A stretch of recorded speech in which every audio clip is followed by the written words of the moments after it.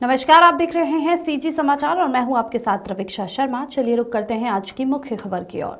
छत्तीसगढ़ विधानसभा में गरमाया मीडिया सम्मान परिवार और जनसंपर्क विभाग का मुद्दा। विधायक भावना बोहरा ने लगाए गंभीर आरोप। छत्तीसगढ़ विधानसभा में जनसंपर्क विभाग की विज्ञापन वितरण प्रणाली और मीडिया सम्मान परिवार कार्यक्रम को लेकर बड़ा विवाद खड़ा हो गया है। भाजपा विधायक भावना बोहरा ने इस मामले को सदन में उठाते हुए भ्रष्टाचार और पक्षपात के गंभीर आरोप लगाए। भ्रष्टाचार और पक्षपात विधायक भावना बोहरा का कहना है कि जनसंपर्क विभाग निष्पक्ष पत्रकारिता की अनदेखी कर कुछ खास मीडिया संस्थानों को अनुचित लाभ पहुंचा रहा है। स्थानीय वेब पोर्टल, पत्र पत्रिकाओं और छोटे समाचार संस्थानों को लगातार विज्ञापन से वंचित रखा जा रहा है, जबकि बाहरी मीडिया संस्थानों को भारी मात्रा में सरकारी विज्ञापन दिए जा रहे हैं। विज्ञापन वितरण में अनियमितता। विगत कई वर्षों से प्रदेश के स्थानीय डिजिटल और प्रिंट मीडिया को सरकारी विज्ञापन नहीं मिल रहे हैं, जिससे उनकी आर्थिक स्थिति कमजोर होती जा रही है। वहीं ऐसे संस्थान जिनका छत्तीसगढ़ से सीधा संबंध नहीं है, वो करोड़ों के विज्ञापन प्राप्त कर रहे हैं। आरटीआई से हुआ बड़ा खुलासा। मीडिया सम्मान परिवार के सदस्य व पत्रकार अनुराग शर्मा ने सूचना के अधिकार आरटीआई के तहत जनसंपर्क विभाग से जानकारी प्राप्त की, जिससे यह स्पष्ट हुआ कि विज्ञापन वितरण में पारदर्शिता नहीं है और विभाग में अनियमितताएं हो रही हैं। विधानसभा में सरकार से मांगा जवाब। इस मुद्दे पर सत्ता पक्ष और विपक्ष के बीच भले ही तीखी नोकझोंक ना हुई हो, लेकिन विधायक भावना बोहरा ने सरकार से स्पष्ट जवाब मांगा। विपक्ष ने भी बोहरा के आरोपों का समर्थन किया, जबकि मंत्रीगण जांच कराने और परीक्षण करने की बात कहकर मामले को टालते हुए नजर आए। सरकार के 1 साल के कामकाज पर सवाल। विधायक बोहरा ने मौजूदा सरकार के 1 साल के कार्यकाल को भी कटघरे में खड़ा किया और कहा कि यदि सरकार पारदर्शिता और निष्पक्षता में विश्वास रखती है तो वह इस मामले में तत्काल ठोस कदम उठाए। विधानसभा अध्यक्ष ने मामले की जांच के निर्देश दिए हैं। अगर इस मुद्दे पर और प्रमाण सामने आते हैं तो जनसंपर्क विभाग के खिलाफ कार्रवाई हो सकती है। विपक्ष भी इस मुद्दे को आने वाले विधानसभा सत्रों में आक्रामक रूप से उठा सकता है।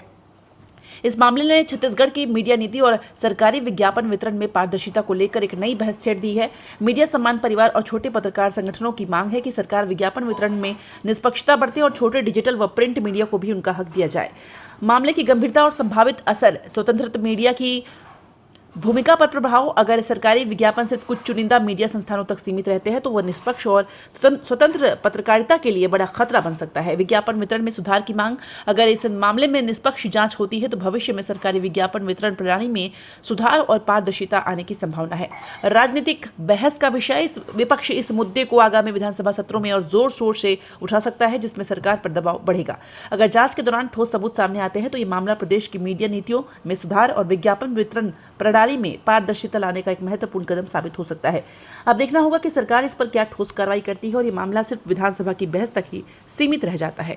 अध्यक्ष महोदय जी, मेरा सवाल जनसंपर्क विभाग से है और मुझे जो जवाब में एक लाइन आई है उसको मैं पहले पढ़कर कहना चाहूँगी। जनसंपर्क विभाग द्वारा न्यूज़ पोर्टल का पंजीकरण नहीं किया गया है। प्रचार प्रसार की सुविधा की दृष्टि से न्यूज़ पोर्टल का इनपैनलमेंट किया गया है। तो महोदय जी, पहला ये सवाल मेरा यही है कि जो पंजीकृत अगर नहीं किया गया है तो इसको इनपैनल करने के लिए क्या मापदंड इसके तय किए गए हैं जनसंपर्क विभाग के द्वारा। सवाल के जवाब में आया है जनसंपर्क विभाग द्वारा न्यूज़ पोर्टल का पंजीकरण नहीं किया जाता।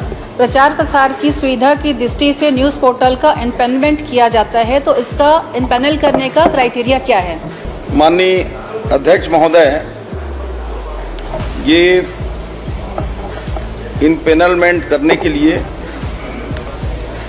एक विस्तृत इसकी गाइडलाइन है और इसमें टेंडर भी निकाले जाते हैं और उसके आधार पर इनपैनलमेंट किया जाता है और उसके पूरे सर्कुलर विस्तार से है। बोलेंगे तो मैं माननीय सदस्य को उसको उपलब्ध भी करा दूंगा। महोदय जी, 243 पोर्टल को इनपैनल किया गया, तो क्या 243 टेंडर निकाले गए हैं इसमें?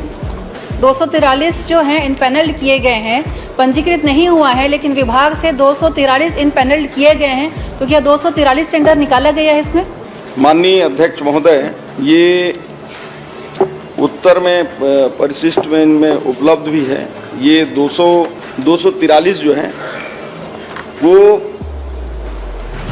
टेंडर के माध्यम से सभी को निकाले गए हैं, लेकिन कुछ ऐसे पत्रिकाएं या स्थानीय अखबार होते हैं जिनको उनके रेट के आधार पर विज्ञापन उपलब्ध कराया जाता है। क्या मापदंड है? अगर किसी को विज्ञापन हम दे रहे हैं उसका मापदंड क्या है वो बता दीजिए।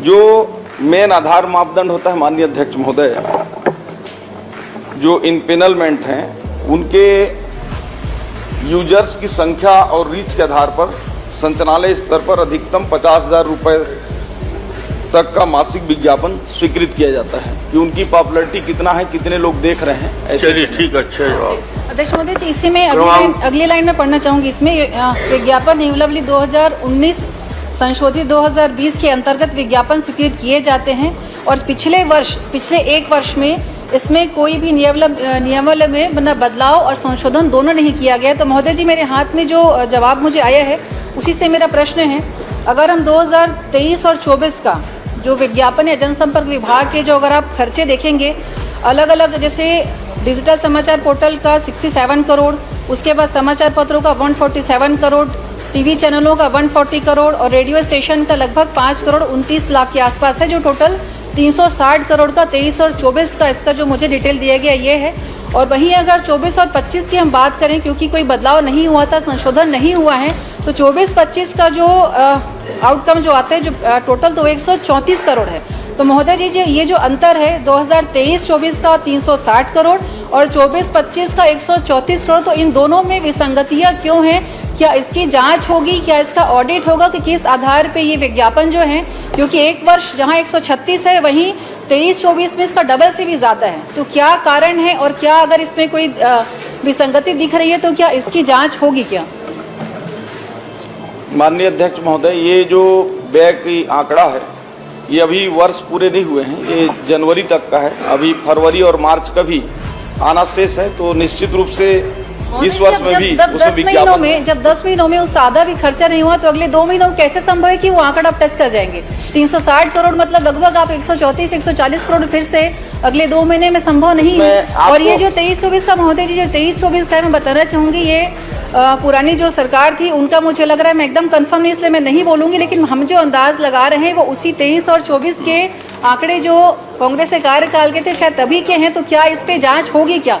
क्योंकि महोदय जी, विषय ऐसे आए हैं, अगर समाचार पत्रों की बात करें या होर्डिंग्स की बात करें, हुआ ये था जो हमारे पास शिकायतें आती हैं कि लगभग 3 महीने के लिए होर्डिंग्स के लिए या समाचार के लिए अनुबंध किया गया और सिर्फ जो विज्ञापन दिए गए या जो होर्डिंग्स लगी वो सिर्फ 1 महीने के लिए लगी। मतलब जो 2 महीने की बकाया जो पैसा था, किराया था, वो उनको किस आधार पे दिया गया? अगर 3 महीने की होर्डिंग हम लगाते हैं, पेमेंट 3 महीने का हुआ, होर्डिंग सिर्फ 1 महीने के लिए लगी, तो जो पेमेंट है उसमें विसंगतियां हैं और ये साफ दिख रहा है कि 2023-24 और 24-25 मतलब ये अंतर दोनों में दिख रहा है और स्पष्ट है कि इशारा हम किस ओर करें। तो मैं यही चाहूंगी कि चूंकि डबल से भी ज्यादा राशि है तो क्या इसकी जांच होगी, क्या इसकी ऑडिट होगी? माननीय अध्यक्ष महोदय, माननीय सदस्य ने बहुत ही जिनाइन प्रश्न उठाया है। ये पिछले 1 साल में जो खर्च हुआ है पिछले 10 महीने में उसका लगभग आधा या 55% के आसपास है, लेकिन सिर्फ आंकड़ा के आधार पर सिर्फ 1 मिनट शेष है। क्या जांच होगी क्या, ये आप बता दीजिए? क्या इसका ऑडिट होगा, क्या इसकी जांच होगी? क्योंकि ये सरकारी राशि का दुरुपयोग दिख रहा है साफ साफ, तो क्या इसकी जांच होगी, क्या इस पे ऑडिट होगा? क्योंकि समय सिर्फ मुश्किल से आधा मिनट बचा हुआ है। आपके नॉलेज में अगर कोई विषय होगा तो उसको प्रकाश में आप लाएंगे तो निश्चित रूप से उस पर परीक्षण कराएंगे, उस पर कराएंगे। परीक्षण नहीं महोदय, विषय पूरा है, सारे डॉक्यूमेंट्स भी हैं, मैं आपको उपलब्ध करा दूंगी। क्या उस पे जांच होगी क्या? क्योंकि देखिए सरकारी पैसे का दुरुपयोग है ये, तो क्या इस पे जांच होगी? आप जानकारी उपलब्ध कराएं, मंत्री जी बोल रहे हैं कि जांच कर लेंगे, आप जानकारी उपलब्ध कराएं। परीक्षण बोले मंत्री जी, सही बोल रहे हैं। एक बार आप बोल दीजिए कि जांच कराएंगे, बस नहीं, मैं आपको सारा उपलब्ध करा दूंगी। नहीं, देखिए क्या है, इस आधार पर केवल ये नहीं कह सकते। देखिए आधार तो साफ दिख रहा है ना, 2023-24 का आप देखिए 336 करोड़ है, आप 24-25 का 134 करोड़, तो महोदय जी अंतर तो साफ दिख रहा है और पैसे सरकारी पैसे का दुरुपयोग। आप देख रहे हैं सीजी समाचार, खबर पल पल की।